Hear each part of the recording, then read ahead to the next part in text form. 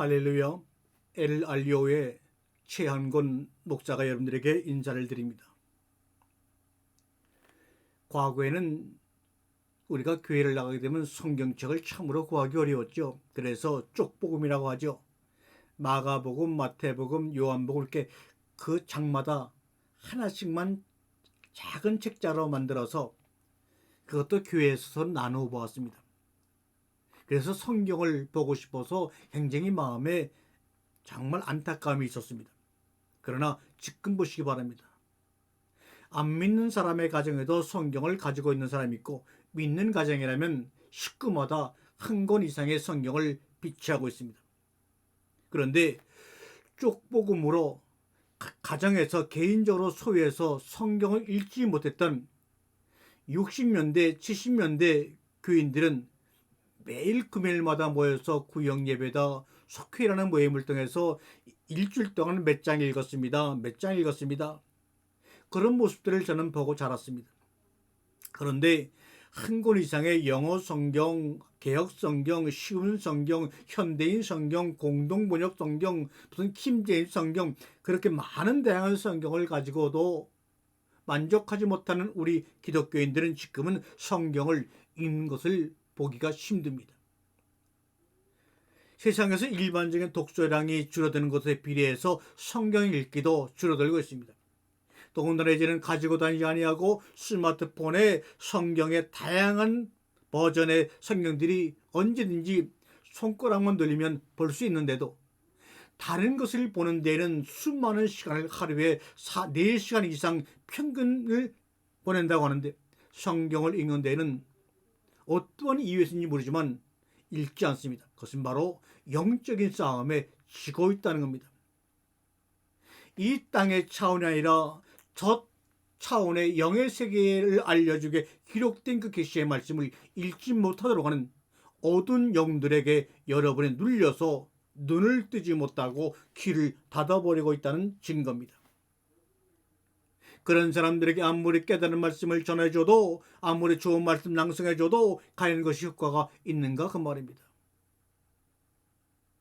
허상만, 아무리 위대한 사람의 유튜브도, 아무리 대단한 목사님의 설교 내용도 그들에게는 그저 지나가는 밥 공기의 냄새, 뜸들이는 소리요,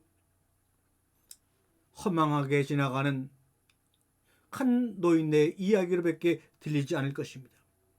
현대인들의 특징은 이제는 젊은 사람이고 나이 먹은 사람이고 구별이 안 될 정도로 마음으로 깊이 생각하는 대신 손가락 하나 끝으로 쉽게 스마트폰을 눌러서 쉽게 스크롤하여 알고 싶은 것, 누구에게 부담 주지 않고 다 알아버립니다. 또 깊은 밤 오늘을 돌아보는 대신, 오늘 하루를 묵상해 보는 대신 누군가의 하루를 구경하는 것으로 우리의 하루를 마무리하고 있는 시대입니다. 다른 이의 일상이 시시때때로 나의 일상 속으로 인스타그램 같은 것을 통해서 들어오면서 내 일상생활 속에서 내가 진짜 좋아하는 것들 새로 발견할 수 있는 취미, 눈 맞추며 교감하는 대화, 혼자만의 사색, 그것을 통해 나아질 수 있는 내 모습들이 줄어들거나 자취를 감추고 말았습니다. 버스를 타고 지하철을 타고 어딘가를 향할 때조차 꼬리를 무는 사색과 엉뚱한 상상으로 다채로웠던 우리들의 일상이 SNS 색을 보기, 댓글 달기, 좋아요 누르기, 유튜브 영화 영상 보기, 넷플릭스로 단순해져 버리고 말았습니다. 옆에 있는 사람들은 다 그들의 눈에는 투명 인간으로밖에 보이지 않습니다. 사랑하는 성도 여러분, 이 시대를 살아가는 대한민국 성도 여러분, 이제 그만 SNS 화면을 내려다보는 대신, 카톡에 신경을 쓰는 대신, 인스타그램에 사진을 올리는 대신 하늘을 충분히 올려다 봅시다. 잊어버린 일도 모르고 잊어버렸던 소소한 재미, 사색, 즐거운 대화, 나의 새로운 모습, 이 모든 것들을 합친 자유라는 것을 다시 한번 찾아봅시다. 밥상에 앉아서도 아빠는 아빠, 엄마는 엄마, 형제는 형제들끼리 대하지 아니하고 카톡과 SNS를 보기에 열중하는 그들이요, 우리의 대화를 새롭게 한번 회복해 봅시다. 누군가를 팔로잉하지 말고 나 자신을 성장시키는 그로잉할 수 있도록 우리 한번 주 안에서 함께 힘을 합쳐 봅시다. 시대를 지혜롭게 살아가기 위해서는 타이밍이라는 것이 중요합니다. 아무리 좋은 음식도 아무리 좋은 말씀도 타이밍을 맞추지 못하고 하게 되면 엉뚱한 오해를 낳습니다. 그러면 이 타이밍이라는 것을 한번 오늘 시간에 재해석해 보기를 원합니다. 이 말은 인생의 타이밍을 기다리지 말고 인생을 타이밍이라 생각해 보자. 이 어마어마한 행운을 깨닫는다면 지금 행복해질 가능성은 여러분 더욱더 높아집니다. 우리가 하늘을 보게 되면 가장 빛나는 길잡이 별들이 있습니다. 여러분의 인생에도 여러분을 가장 빛나게 만들어줄 길잡이 별이 있는데 안 보입니다. 보지 못합니다. 왜요? 당신의 꿈을 방해하는 사람의 말이나 행동 때문에 당신의 꿈을 절대로 포기하지 마세요. 중요하지 않은 사람을 미워하는 일 때문에 소중한 사람과 사랑할 시간을 낭비하지 마세요. 어제의 실패 때문에 오늘에 도전할 수 있는 기회를 버리지를 마시기를 바랍니다. 선한 사람과 악한 사람, 선인과 악인, 옳고 그름, 성공과 실패, 행복과 불행, 기쁨과 슬픔은 번갈아 오는 듯하지만 좀 더 긴 시간의 단위로 우리가 본다면, 볼 수 있다면, 좀 더 먼 거리에서 본다면 이 모든 것들은 인생에서 늘 공존해 왔던 것들입니다. 그러므로 지금 찾아온 불행에 너무 좌절하거나, 그러므로 지금 찾아온 행운에 너무나 들뜰 필요도 없다는 말입니다. 일의 희비, 일의 일비 필요가 없어요. 악인 때문에 괴로워하거나 실패로 좌절하고 있거나 슬픔과 불행의 순간에 힘들어하거나 지금 내가 어떤 순간을 맞이하고 있는 가장 중요한 것은 오늘 지금의 나는 무엇을 바라보고 무엇을 위해 무엇을 선택하며 살아가느냐 하는 것입니다. 바로 그것이 하루나 며칠 혹은 몇 달이 아닌 인생의 단위로 보았을 때 당신의 삶을, 나의 삶을 우리가 원하는 방향으로 나아가게 해주는 가장 빛나는 인생의 길잡이별이 될 것입니다. 여러분, 날씨가 많이 추워진 12월달, 이제 얼마 안 남은 크리스마스를 우리가 기다리고 있습니다. 그래서 주변의 나무를 보게 되면 모든 잎사귀들이 다 떨어져서 앙상한 감옥처럼 쓸쓸하게 산과 숲과 거리를 지키고 있습니다. 그럴 때 지나가면서 저는 나무들에게 저의 길을 살짝 대서 저에게 들려주고자 하는 벌거벗은 나무의 이야기를 듣고 싶습니다. 가만히 길을 대면 나무들의 새살거림이 들려오는 듯합니다. 창조 셋째 날 주인공은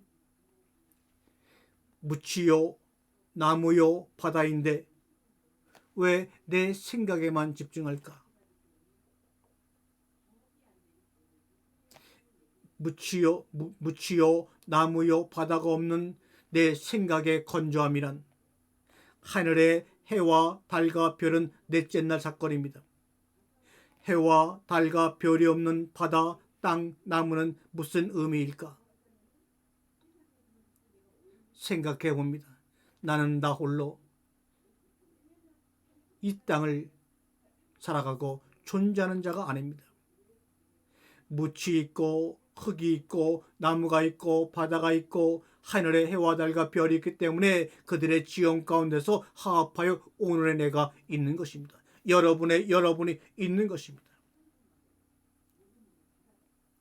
창조 셋째 날 궁창 아래의 물들을 한쪽으로 모으시고 보니 묻이 땅이 드러났습니다.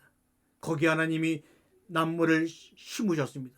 그리고 드러난 그 묻의 흙으로 우리 인간들을 지으시고 흙으로 지은 인간들을 에덴의 울타리를 치고 거기로 인도하셨습니다. 그것은 바로 셋째 날 묵 가운데 심은 나무입니다. 그 나무는 생각하는 나무요, 선악을 알게 하는 나무요, 생명을 주는 나무로 우리를 기다리고 있었습니다. 그래서 저는 특별히 나무를 참으로 좋아합니다. 저 자신을 나무라고 생각을 해보기도 합니다. 나무야 나무야 우리 심을 합쳐서 서로 심을 모아서 아름다운 숫을 가꾸어 나가자. 그것은 바로 여러분에게 드리고 싶은 나무입니다. 여러분의 나무와 저의 나무가 함께 심을 합쳐서 지냄으로 말미암아 아름다운 삶의 숲을 가꾸어 나가기를 원합니다. 우리 예수님이 원하시는 생각이 아닙니까? 나무를 길러본 사람만이 압니다. 반듯하게 잘 자란 나무는 제대로 열매를 맺지 못한다는 것을요. 너무 잘나고 큰 나무는 제7의 제 모습 가꾸느냐 오히려 좋은 열매를 갖지 못한다는 것을요. 한 군데쯤 부러졌거나 가지를 친 나무에 또는 못나고 볼품없이 자란 나무에 보다 실하고 맛있는 단단한 열매가 맺힌다는 것을 우리는 알지요. 나무를 길러본 사람만이 압니다. 우쭐대며 웃자란 나무는 이웃나무가 자라는 것을 가로막는다는 것을, 햇빛과 바람을 독차지해서 동무나무가 꽃피고 열매 맺는 것을 해방한다는 것을, 그래서 뽑거나 베어버릴 수밖에 없다는 것을, 사람이 너와 내가 사는 일이 어찌 꼭 이와 같을까 감탄해 봅니다. 그래서 예수님도 포도나무 비유를 말씀하신 것이 아닌가 생각합니다. 그런데 우리가 그동안에 잘못 알고 있었던 것은 포도나무 비유에서 내가 포도나무야 라고 말씀하신 그 옴페로스라는 단어를 잘못 해석하는 바람에 예수님을 포도나무라고 이야기하고 있는데, 실제로 그 말씀의 진위와 원어를 따져보게 되면 예수님은 포도나무가 아니라 포도밭입니다. 나는 생명의 밭이야.